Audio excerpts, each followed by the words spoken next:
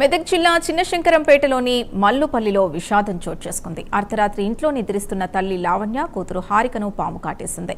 తల్లి ప్రాణాలతో బయటపడగా చిన్నారి హారిక మృతి చెందింది. కూలి పనులు చేసుకుంటూ పూరి గుడిసెలో జీవనం సాగిస్తున్న కుటుంబంలో ఈ ఘటన తీవ్ర విషాదాన్ని నింపింది.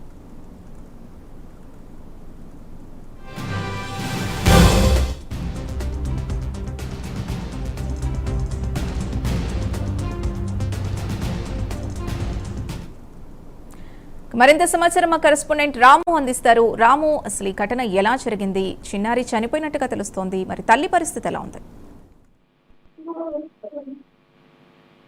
హిందూ మెదక్ జిల్లా చిన్నశంకరంపేట మండలం మల్లుపల్లి గ్రామంలో అయితే దారుణం చోటు చేస్తుందని చెప్పవచ్చు.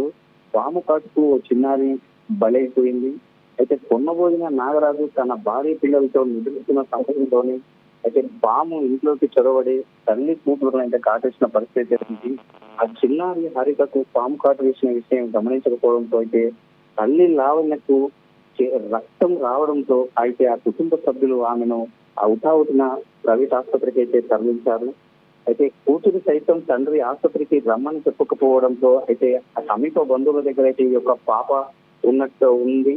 అయితే చిన్నారి నిహారిక అయితే తనకు పాము పర్వాలేదని చెప్పడంతో అయితే ఆ లావణ్యను తన భార్య లావణ్యని మాత్రమే ఆసుపత్రికి తీసుకెళ్లి చికిత్స చేస్తున్నటువంటి పరిస్థితి ఉంది. అయితే ఈ చిన్నారి హారిక ఎవరైతే కుటుంబ సభ్యుల దగ్గర ఉందో అయితే హారిక స్పృహ తప్పి పడిపోవడంతోనే అయితే కుటుంబ సభ్యులు ఒక్కసారిగా అవస్థయ్యారు. అప్పటికే ఉటావుటినైతే హారికను చిన్నారిని అయితే ఆసుపత్రికి తరలించారు. ఆసుపత్రికి తరలించిన వెంటనే అప్పటికే ఈ యొక్క పాప మృతి చెందినట్టయితే అక్కడ ఆసుపత్రి వైద్యులైతే చెప్పారు.